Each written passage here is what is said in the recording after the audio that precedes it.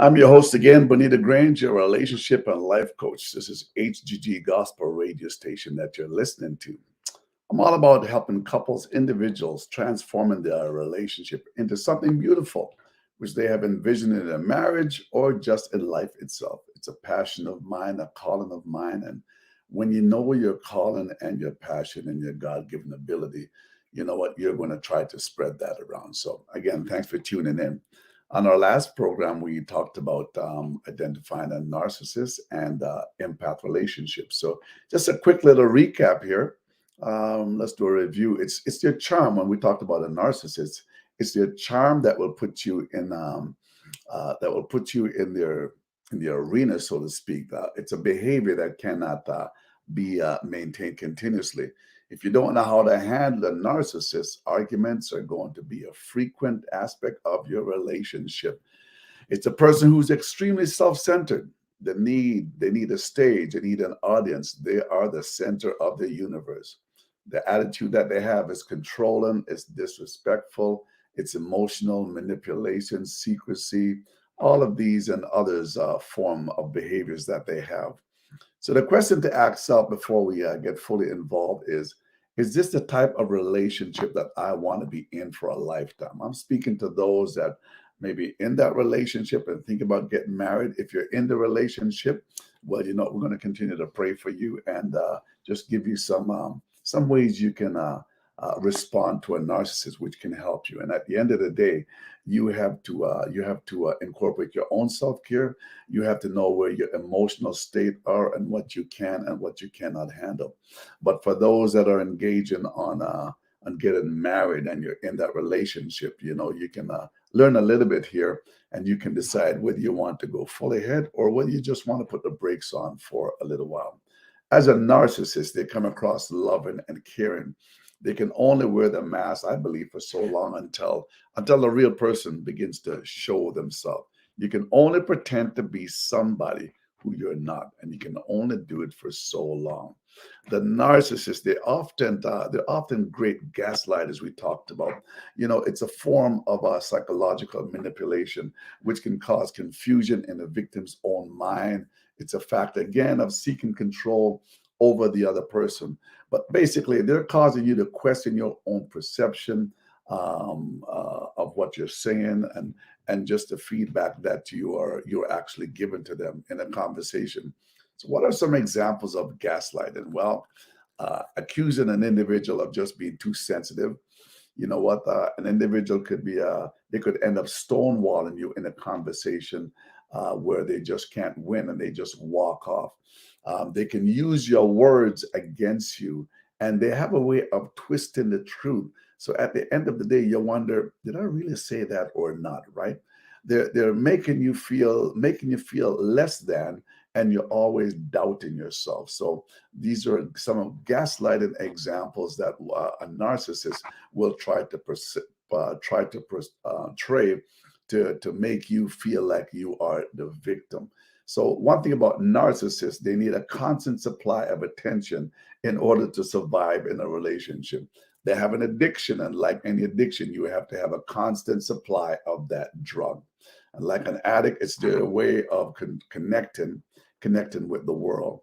Isaiah 14:12-15, we talked about that in our last episode in part one about identifying a narcissism and empath relationship. So Isaiah 14:12-15 talked about where that spirit first started in heaven, where Lucifer himself wanted to be like God. He wanted the attention. He wanted to be called the morning star. He was just the one that wanted to be like God and take over. Jeremiah 17:19, it mentions about that the heart is deceitful. That pride and deceitfulness, it starts in the heart. The same with individuals that have that narcissistic attitude, that deceitfulness, where they're thinking they're that and everything else. It starts in the heart. And the Bible said, you know what, that the heart is desperately wicked. Who can know it? You don't even know your own heart. You think you know you will do certain things within a certain situation. But until you get in a certain situation, you will never know what you will do. So, we don't even know our own heart, but it's only by the grace of God that we depend on Him in every step that we take. Proverbs 21:4 speaks about a high look and a proud heart. That is the spirit of a narcissism, an individual that carry that spirit. It's a high look and a proud heart, and the plowing of the wicked. And God says it is sin. So if you don't know how to respond to a narcissist, you will always be feeling overwhelmed and out of control. You will never know where or what your boundaries are. You will end up feeling like an abusive victim when in essence you are not. You will many times feel like you are not enough, even after giving everything you have to gain their attention. But even then, it still seems like it's not enough.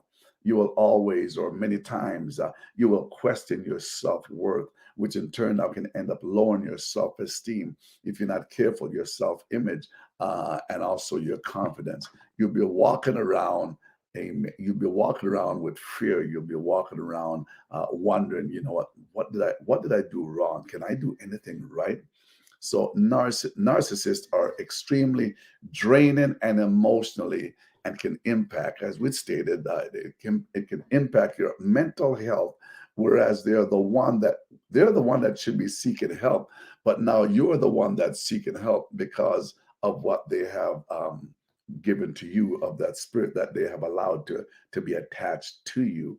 So here are some phrases that can help you navigate this negative behavior and allow you to stop being the victim. If you never challenge the behavior will always continue. If you never challenge the behavior in that individual in your relationship, you will continually enable that behavior, and that person will always think that they are right. And in the meantime, you are just feeling down, you're feeling neglected, you're feeling that you're just not worth your own self-worth is just of no value. That's how you will end up feeling. So here are some ways to respond. The conversation that can be had to bring about awareness is number one, a question you can ask the individual when they're in that state, when they're in that frame of mind, when they're having that conversation with you that making you question your own self-worth, is you can say, you know what, I'm curious about the pattern of behavior that you are displaying. Have you noticed anything lately? Have you noticed any change in your behavior? Or you can say, right now, I'm not responsible of how you feel about me. Another question you can respond to their behavior is, do you mind if we begin to set some boundaries moving forward? Because I'm not just okay with this. You see, if you never speak up and say certain things, you enable that behavior. So, enable to disengage that, you have to respond in a loving way, not a vindictive way, not a revengeful way. Just respond in a loving way. Now, I know it might be a challenge for you to respond in a loving way because of how you have been feeling, but you can't allow their spirit to overcome and overwhelm you, where you just begin to speak out of place now. But you can speak in a way that can diffuse what is coming at you. So you can also say, you know what, give me a moment so I can express my feelings to you. Also, if you're not willing to listen to my side, you know what, we can't have this conversation. And right now, I'm not willing to talk at this moment. Can we find a time later on when you're calm, where we can actually have a decent conversation?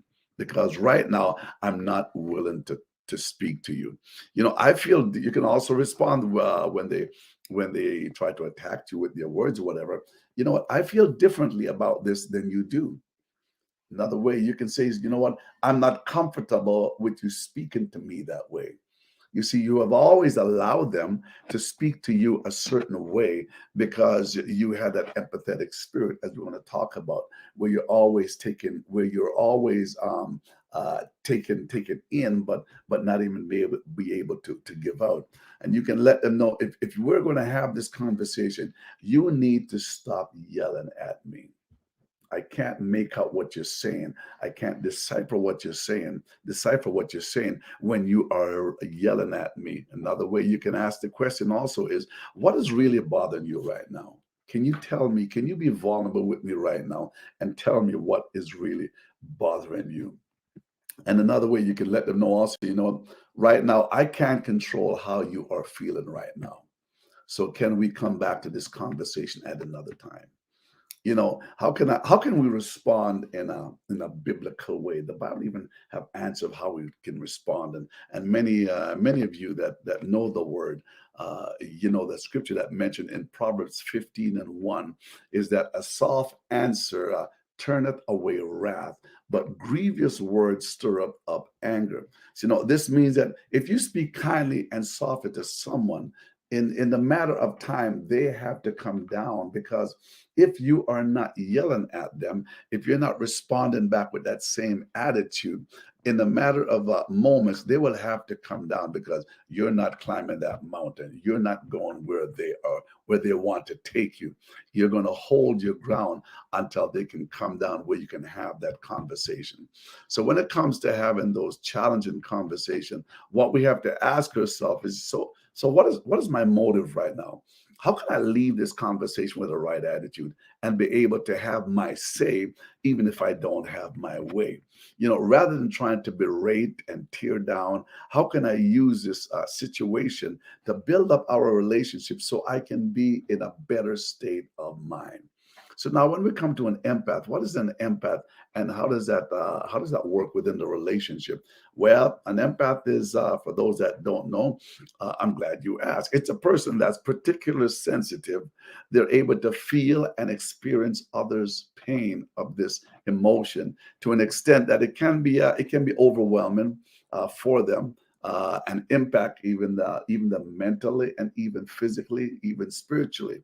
That's how much the a narcissistic attitude can affect an empath, because an empath is it's always they're always taking in, and they're always feeling another person's emotion. As an empath, that's why I'm told that some cannot even watch the news and maybe certain movies, because of the pain and the emotions of what they would feel from watching those.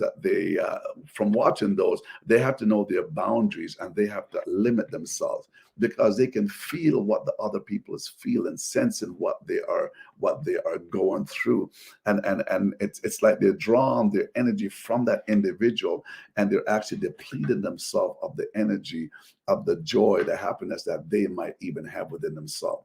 So one thing about an empath, when an empath loves you, they will love you hard. They make it great. I'm told they make it great for a romantic relationship, but it can also be difficult, because love to be able to love an empath, they got to learn how to love hard. And sometimes what that means is they might not get back the love that they are putting out. They might not get back that energy that they're putting out. They might never get that back. They can be more in tune, these empaths, they can be more in tune with their partners than their partners being in tune with them. But again, taking on the partner's emotion, that can be draining for them, because they're always giving, but they have to be mindful of the emotion that they're giving off and how it may affect them. Now, one may ask, can a relationship last, or a marriage between a narcissist and an empath? Well, as you know, anything is possible. When we put our hearts into it, any mountain can be climbed. When we put our heart into it, any rivers can be crossed. When we put our heart into it, it depends. It determines on what is it that you want to accomplish. What is it that you want in this relationship? Is this relationship survivable? Is this relationship, is this how I want to live every single day, where I feel like I'm not being loved, I'm being emotionally abused, mentally abused? Is this what I want in my relationship? But I believe you have to, in an individual, have to basically extend or exhaust all avenues that they can if they want something to work. At least that I have done everything and I have tried everything. So one thing about an empath, we talked about, what you can, we mentioned that anything is possible when we put our heart into it, and then the mountains can be climbed. And in Genesis 11:5 and 6, just as scripture is just to let you know that when you put your heart and your mind into something, that you can achieve it. And Genesis 11:5-6 talked about the people that were building this tower up into the heavens, and God knew that if he didn't come down, they would be able to achieve what they were trying to do. He knew that because of the mindset that they had. He knew that the people, they had a mind to work, their imagination was there, and he said nothing will stop them. So he had to come down and put a stop to what the people had in their mind. So that just reminds me that, what the mind can conceive, what that dream that you have, it can be accomplished, but you have to want it. And I've always said, if this is something that I want, if this is something that I want to achieve, I've got to make sure that God is in it. Because if he is not in it, I don't know if I really don't want anything to do with it, because it might end up tearing me down. It might end up putting a wet blanket, so to speak, on my spiritual life. I don't want anything that he don't want to bless me with. And so, as we're going to focus on the shortcomings, can we focus on the things that are going to help us to have a relationship, a marriage where we can serve one another? That's the whole aspect of relationship. The whole aspect of marriage is that we're here to serve one another. But if there's too much of an imbalance, the relationship will not be successful, because an empath will always try to please the narcissist, and the narcissist will feed off that attitude of the empath. Then the narcissist will get what he wants or she wants, but the empath will always be lacking. They will be feeling the emotion. They will feeling scorn. They will be feeling rejected. They will be feeling anger. But in all, they have to know when it's time. They have to know when it's time to step back or get out. So obviously, a way to allow this relationship to work and to be what each partner really wanted to be, there has to be some clear set boundaries. It may be that we have to be reminding our partner regularly of how they're coming across and how they're gaslighting and making you feel that you're the victim. But in essence, you both deserve to feel wanted. Everybody, man, a woman, a husband and a wife, you want to feel wanted, but not at the expense of your character. So as an empath, if you don't give yourself time to work through these emotions that you're feeling, that energy that you're drawn from this individual, you're feeling it on a continuous basis, it can damage your relationship. It can be damaging to your very health. Do you know when it's time to step aside and give yourself permission to do some self-care? As an empath, you don't need to take responsibility for your partner's action. That's his responsibility. You don't need to take responsibility for their emotion. That is his emotion. It's their emotion. It's their action. But at the same time, you have to know when to step back. You can have a healthy relationship when boundaries are set, and in time, hopefully, they will find it a blessing to have you in their life, because it takes a certain individual to stand up to a narcissist and to believe that this can work in spite of our differences. It can be overwhelming, as we mentioned, at times, to the point where they feel drained, where they feel empty because of the continual exposure. They can experience emotion where they don't even know where it's even coming from, because they've been exposed to this emotion for so long. They're more concerned with the narcissist story than their own. And so there are different empathetic categories. Cognitive, identifying someone else's feeling. You have the emotional empathy, tapping into someone else's emotion. You have compassionate empathy, one that always wants to help someone that is in need. One thing I learned about the Bible when I read about the story of Jesus and all his doings and his miracles, even his behavior, he never displayed a narcissist behavior, but he did display an empath behavior. He did display the attitude of an empath. He had compassion as he looked over Jerusalem. He felt the burden of his people, even though he was going to be rejected. He displayed compassion when he visited Lazarus. He wept. He felt that emotion. He felt that empathy towards what was happening at that time. He displayed compassion when he healed the leper. The woman with the issue of blood, the Bible says something left him. He said, I know that somebody touched me because I feel virtue leaving me. In other words, strength has left me in order to heal someone else. One thing about the strength that has left him, the strength that left him did not deplete him of who he was or of his power, but the strength that left him, it was an empathetic strength. It was an empathetic feeling that left him. Empathy. The empath can make themselves An empath can make themselves feel weak and even sickly because of what they are drawn from the other individual. Jesus himself could take whatever disease was there, whatever ailment was there of the individual. But as an empath, when you try to basically absorb everything that you are feeling, it will make you weak and it will make you sickly. So you've got to know when it's time for you to take time out. But in essence, treat them with kindness. Even with the narcissist, treat him with kindness and model a Christ-like behavior in all that you do. How can you help yourself? You need to take your power back.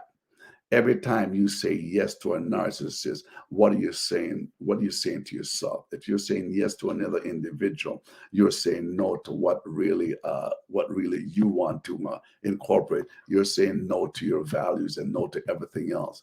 You know, isn't it time you say yes to you? Isn't it time that you begin to set boundaries? I'm talking to the empath now. It's time that you set boundaries because in the past, it's possible that none have been set. Acknowledge the fact that you deserve more than what you are receiving. Acknowledge the fact that you are important to you. Acknowledge the fact that I need to become assertive and say how I feel. I need to step up and and express how I have been feeling. You do have a voice, even it's been silenced for quite some time. I know of a young lady, a very young individual, probably about 11 years old, 12 years old, around that age. And she's seen the behavior that was going on in this family. And she told one of the parents, hey, it's time for you to step up and let your voice be known. Can you imagine that a child is telling an individual that it's time to step up? And the reason why that parent might need to hear that is because they have been enabling the behavior for so long. But even a child recognized that narcissistic behavior, and it was depleting the individual of the love that they wanted to extend to the rest of the family. So whatever thing that I have said is for you to be aware of, these behaviors and how to deal with it, how to respond to a narcissist, how to respond to that behavior. The majority of the time, people who display these behaviors, or many times could be unaware of them. But when you make it be known, when you make it known to them that this is what is happening, this is what you're saying, this is how you're expressing your love to me, which don't feel like loving right now. If you don't challenge the behavior and express and use your voice, that behavior will always be there. You will live under that umbrella where you don't feel like you are enough. So how to heal from this behavior?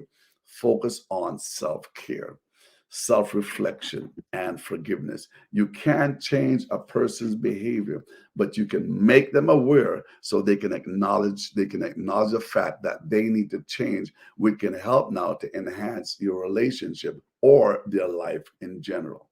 So learning about these behaviors of a narcissist and an empath can put you in a better space when it comes to your relationship and make you become more aware of what you are dealing with. Life is a gift, so enjoy it to the fullest where you can. Transforming your relationship, that's exactly what it's all about. That's what I help couples with, to transform their relationship so they can connect and they can love again, and they can have fun again, they can date again. And we have had experience with couples that have had that experience where they come on lovingly, but by the time we leave, after a couple, 3 months or so of having consistent conversation on a weekly basis, something begin to shift. They begin to realize that, you know what, the things that we have fought about, it really wasn't necessary. The things that we didn't see eye to eye on, you know what, we can learn to respect one another's difference, because at the end of the day, we choose to love one another. Your relationship, it is worth it. Life is a gift. Enjoy it to its fullest. Transform your relationship. I'm Bonita Grange. Remember, in your relationship, it's not about me, but it is about we. Colossians 3 and 12, as we end, said, so as those who have been chosen of God, holy and beloved, put on a heart of compassion, kindness, humility, gentleness, and patience. God bless you. We'll talk again soon. If you like what you hear, subscribe to the channel, click on the like button, and the Lord be with you. We'll talk again. God